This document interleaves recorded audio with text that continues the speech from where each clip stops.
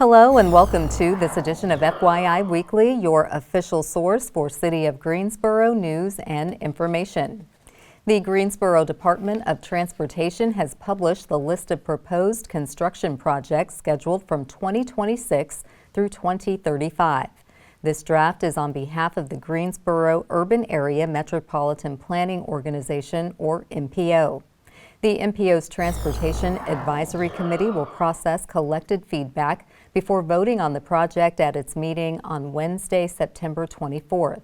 Every 2 years, the MPO approves new transportation projects scheduled to be constructed with state and federal funding. The draft list includes road, public transportation, bicycle, pedestrian, rail, and aviation developments. The document and maps can be reviewed on the MPO website. Comments on the draft can be made through the following options. Complete an online survey, send an email to the MPO Transportation Advisory Committee. Postal mail can be addressed to the attention of Craig McKinney at Greensboro DOT/MPO at P.O. Box 3136, Greensboro, North Carolina 27402. All comments received by Thursday, September 18th will be considered before final approval.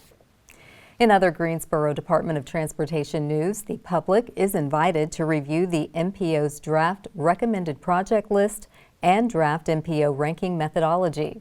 This is for the Transportation Improvement Program development process for fiscal year 2028 to 2037.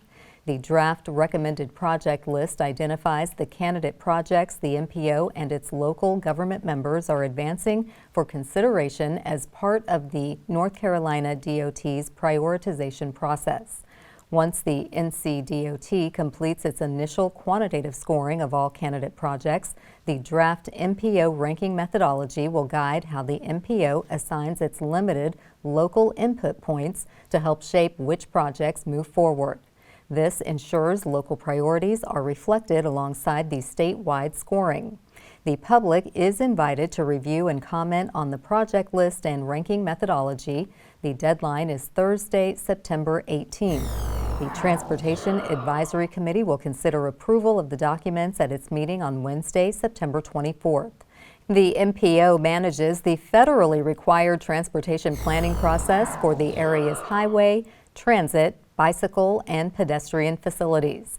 For more information about the meeting or to access the draft documents, visit the MPO website. The Greensboro Planning Department will host a drop-in session for the new Historic District Program Manual and Design Standards. The public can stop by from 1 p.m. to 7 p.m. on Tuesday, September 9th in the Nussbaum Room at the Central Library downtown. These updated standards aim to protect the special character of Greensboro's locally designated historic districts of College Hill, Dunleith, and Fisher Park.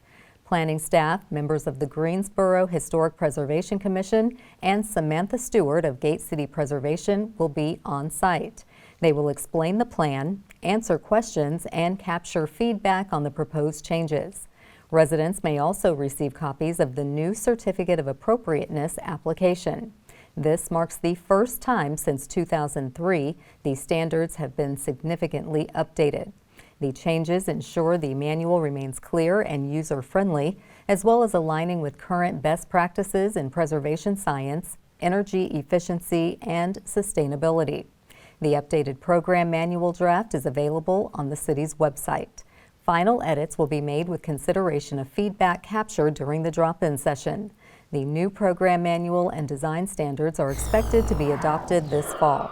For more information, call the city's planning department at 336-373-2144. Cone Health has partnered with the city to share a series of brief and informative videos designed to inspire you to make better choices when it comes to healthy living. Following these tips is an easy way to help each of us improve our quality of life. Let's take a moment to check out today's news for your health. I had been followed, like most guys, with an annual physical, doing a PSA, and it was interesting. Every year it would kind of bounce around. It would go up a little, down a little, up a little, down a little. And then one year I did it, and it went up a little bit and didn't go down a little bit. And at that point in time, My primary care doc referred me to a urologist, and the urologist said, yep, looking at this, maybe we need to do a biopsy. We did a biopsy and we found some cancer in it. I don't think anyone is not moved by hearing you've got cancer. I mean, that is, for most people, a signal moment in your life to find out that you've got a disease that can kill you. So the realization that you have it is one thing, but then the next phase is, so what do you want to do about it? I was being treated both in Baltimore and at Moses Cone. It was kind of a question in my mind how that was going to work with doctors in 2 locations. But I found I was really pleasantly surprised at how they coordinated. I think getting help means seeking out others who have knowledge and experience that can help you make an informed decision. And what's great about the prostate cancer community is there are a number of different avenues that men can seek out to find people who are going through what they're going through or something very similar that can help you with it. So Moses Cone, for example, has a great program, got a terrific prostate cancer navigator who is right there, who will answer questions for you. Every Monday, once a month, a group of guys like me get together and we talk about where we are in the process. You have some there to guide the discussion. I don't do anything differently now in terms of the way that I live than I lived before I was diagnosed with this. I tend to be an early riser. I did 20 years in the military, so I'm pretty disciplined about my life, and I'm pretty scheduled, planned, and orderly in the way I do things. I've done trips to Europe since I was diagnosed. I have a travel trailer. I travel all over the U.S. My energy level is the same, I think. If my energy level is lower, I equate that to being 79 years of age, not being a prostate cancer survivor.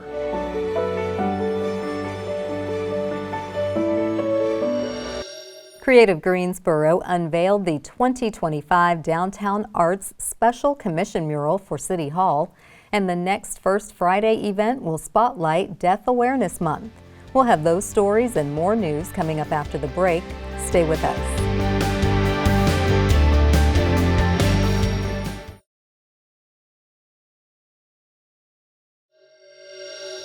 Welcome back to FYI Weekly. Creative Greensboro unveiled the 2025 Downtown Arts Special Commission for City Hall, featuring an original painting by artist Carrington Gardner. Titled Resilience in Bloom, the artwork portrays young people set against Greensboro's built and natural landscapes, underscoring the city's commitment to students and education. Gardner's piece serves as a personal artistic reflection on the theme of Greensboro in 2024. In Gardner's words, the painting represents my deep connection to education and commitment to being a lifelong learner. 2024 was a year of immense personal and educational growth for me as I began to understand who I am in the context of the world around me. Gardner teaches art at North Carolina A&T State University and the University of North Carolina at Greensboro. A 10-foot by 20-foot vinyl reproduction of Resilience in Bloom has been installed in the Melvin Municipal Office Building located at 300 West Washington Street. It is prominently displayed on the council chamber wall visible from the plaza level and will be on display through July of next year. For more information about the artist and the artwork, contact Karen Archia at 336-433-7362. Creative Greensboro and the Greensboro Public Library are launching the Greensboro Culture Pass program. This citywide initiative is aimed at showcasing and expanding access to free cultural and artistic events hosted by local creatives and organizations. This is a pilot program and runs through the end of October. Jocelyn Boone, Chief Creative Economy Officer, said while many of these events are already free, the Culture Pass offers a new way to showcase Greensboro's vibrant art scene and inspire greater community participation. The goal is to bring more visibility to the creative sector. The library is a natural partner since it provides a wealth of enriching activities for the entire family. Through these partnerships, residents of all ages can enjoy greater access to arts, culture, and educational opportunities. A limited number of passes are available at no cost to patrons at the Central Branch Library, located at 219 North Church Street. Passes may be picked up at the reservation desk upon request. For more information about the Culture Pass program, contact Jocelyn Boone at 336-373-7998. First Friday events return to the Greensboro Cultural Center this fall to launch a season celebrating the city's diversity. Creative Greensboro will host Deaf Arts Connect, a Deaf Awareness Month event in partnership with the organization My ASL Teacher Rocks. This free event will take place from 6 p.m. to 9 p.m. on Friday, September 5th. Participants can experience an American Sign Language storyteller, a paint and sign area, deaf-friendly musical performances, and sign language classes for beginners. Handmade crafts and treats will be sold at a vendor fair featuring all deaf or hard of hearing vendors. All First Friday events take place in the Cultural Center's second floor atrium. Creative Greensboro is currently seeking local artists, craftspeople, and small food vendors to apply for the free monthly Makers Market during the First Friday events. Please note, space is limited and not all applicants will be selected each month. The Greensboro Public Library is loading the calendar with activities for the One City, One Book program. Coming up after the break, we'll explore this year's book, which lifts up the topics of grief and living life to the fullest. Stay with us.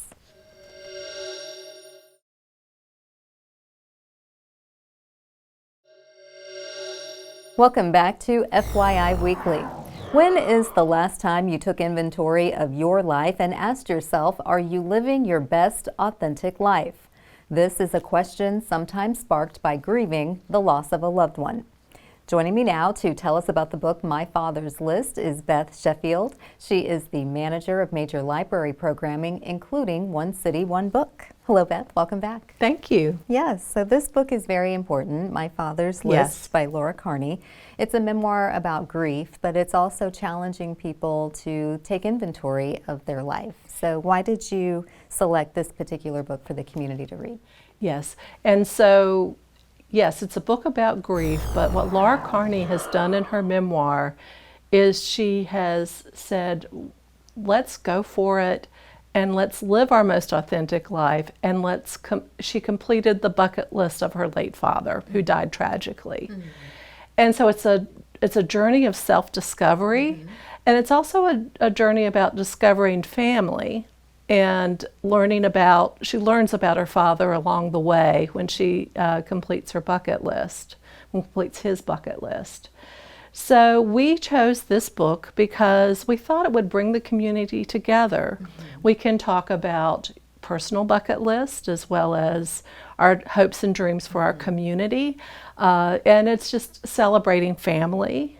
And that's one reason we chose this book as our One City, One Book read this fall. Nice. And give us a little perspective in terms of the history of One City, One Book. We've been doing this for a while. Yes. It's not every year, so this is a special year since we are bringing it back. But tell us a little bit of how this came about. So we have had One City, One Book every other year, and the premise has been very simple. Mm-hmm. It's just we want the community to come together and read the same book and have discussion and dialogue. We have a number of programs planned this fall related to the book, and we have discussions planned. We have a cinema series that will start on September 9th, and programming throughout the fall at all the branches of the libraries and in the community. Absolutely, and the point being to bring community together. Now, obviously we need people to read the book, but aside from doing that, how can people participate? So we will have programming and of course read the book, mm-hmm. and come to maybe a book discussion, or bring together a group of friends for a book discussion. Mm-hmm. We will have a kickoff on October 7th. Author Laura Carney is coming and doing something I've never had a One City, One Book author do before. Mm-hmm. She's going to do a residency. Oh, wow. And actually be here October 7th through October 22nd. Oh, nice. And attend multiple programming. There's some people that are featured in the book that will be coming. Mm-hmm. Arthur Mills will be coming in mid-October. Who is in Chapter 5 on how to when her dad wanted to meet a president, mm-hmm. And that's a really interesting chapter about how Laura goes on to meet a president. And Arthur has a big part of that. And so he will be here mid-October. We will have a kickoff for One City, One Book at Piedmont Hall on the Coliseum complex on October 7th. At 6, we will have our community partners have booths and resources, and then a program at 7 with Laura Carney, internationally known storyteller Donna Washington, and then also memoir author Melanie Brooks. Fantastic. So you stay busy. One City, One Book isn't just about reading the book and you're done. You're Yes. creating opportunities for people to pop up at different times and places. One thing we're going to do too is we're going to do a bucket list challenge. Okay. So starting October 8th, the next day, we're going to have prompts where the community can read online, and for 2 weeks kind of come up with your own bucket list or your own bucket list for your family, and have a series of prompts so that everyone can have a bucket list. Okay, and we keep using this term bucket list, but if you're not familiar with that, what exactly does that mean? It's kind of a list of goals, hopes, and dreams, but maybe not just the normal hopes and dreams, but like the really far-reaching hopes and dreams. You know, the travel that you may want to do. You know, maybe it's meet a president. You know, that's a big hope and dream. And Laura's father wrote it on his list. And Laura was able to do that. You know, and you know, write a letter, to someone famous, meet someone famous. You know, it just put it on there as a goal. Yeah, and the basis being that you want to complete the things on this list before you pass away. Yes, yes. Okay. Now, you gave us some ideas of what is connected to the book in terms of activities. Are there other events or programming planned within One City, One Book? Absolutely. We've got programs at all the branches, and like they'll start in September, and then we'll have Laura's residency October 7th through the 22nd, and some in November too. So. Okay. Plenty of time for people to plug in whenever it's convenient. Yes, yeah. And last but not least, where can folks get a copy of the book? At their public library, at their bookstore. It's available in audio as well, and also, we have the free Libby app. You can download the book and read it online. And you can find out all the information about the programming and the book on the city's website and on the library website. Okay, well, once again, Beth, thank you for telling us about One City, One Book. This year's selection will definitely bring community together, as you gave us a preview of the events, and come back and let us know how people are responding and embracing to the Bucket List Challenge. Thanks, Carla. Thank you. Stay tuned for some interesting and useful information about Greensboro as we tell you something about the city. That segment is coming up after the break. Stay with us.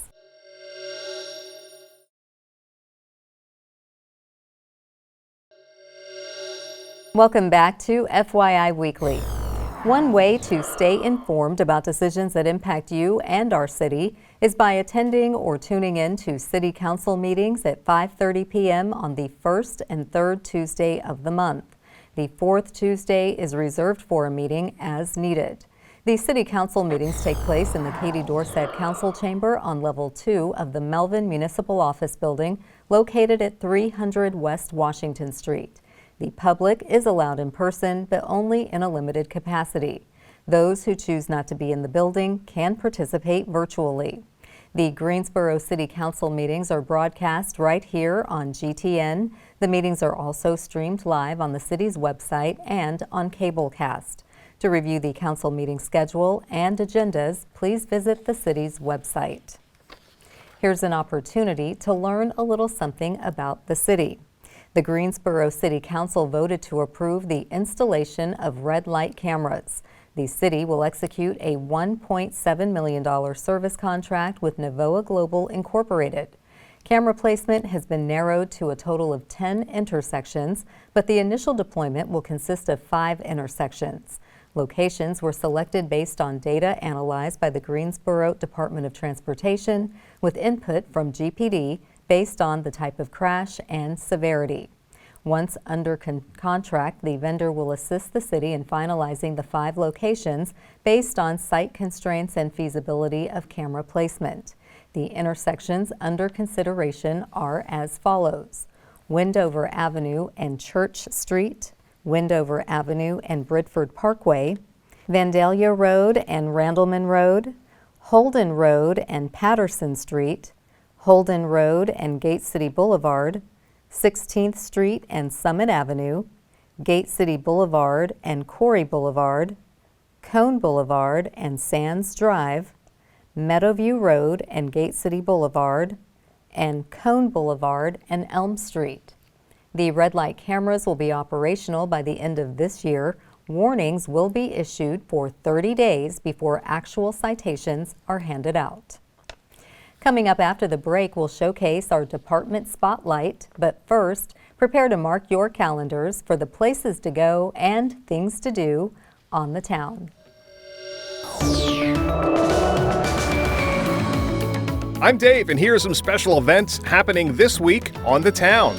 Cirque du Soleil brings the OVO show to the First Horizon Coliseum for 5 performances, September 4th through the 7th. This renewed version of the show dazzles more than ever with its fascinating insect colony, which brings together 53 acrobats and musicians to delight both adults and children. Find tickets at gsocomplex.com. The Greensboro Science Center hosts its first Fall Fest Conservation Fundraiser, September 5th. This family-friendly after-hours event features evening zoo exploration, carnival-style refreshments available for purchase, hands-on activities, and exhibits from community partners. Enjoy games, educational stations, and pumpkin painting. Visit greensboroscience.org for tickets and more information.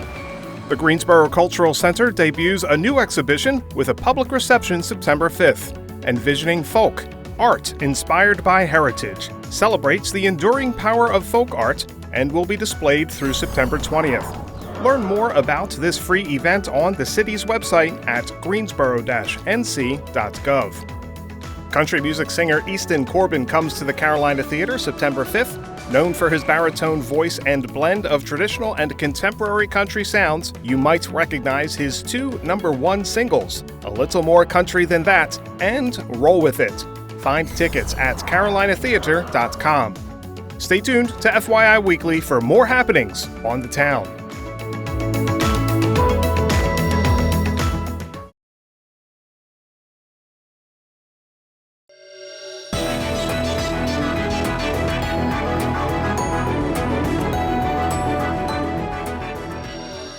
Welcome back. The City of Greensboro has more than 20 departments and several divisions committed to serving you, our residents and visitors. Let's go behind the scenes in our department spotlight. Greensboro's Parks and Recreation Department is announcing new operating hours for all recreation centers. This is the result of reductions in the city's current fiscal year budget. The reduced hours are in effect and can be viewed on the individual recreation center pages on the city's website. The city remains committed to providing access to the recreation centers. Operating hours were developed while taking into account the most utilized timeframes, scheduled programs, and available alternatives in order to minimize disruptions. For more information, contact Community Engagement Coordinator Jennifer Hance at 336-373-2964 or Recreation Center Superintendent Shannon Teemer at 336-373-3268. Coming up after the break is our Way to Go GSO Shoutout. Stay with us.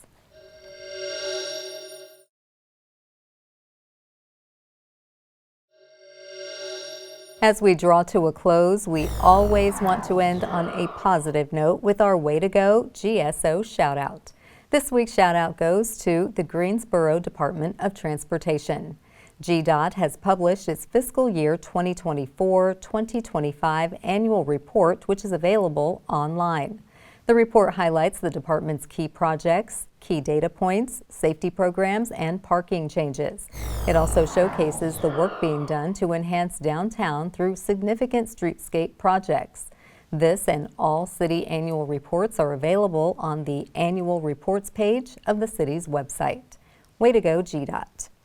That concludes this edition of FYI Weekly, but you can easily stay connected to the latest city news by linking to us on Facebook, Twitter, YouTube, and Instagram. Alexa users can subscribe to our 5-minute flash briefings, which airs on 90.1 FM, 100.7 FM, and 90.5 FM. Be sure to download both weekly podcasts, Talk City Greensboro and Talk City in Espanol. Plus, GTN is streaming on Cablecast. For all of us here at the City of Greensboro, thanks for watching, and we'll see you next time.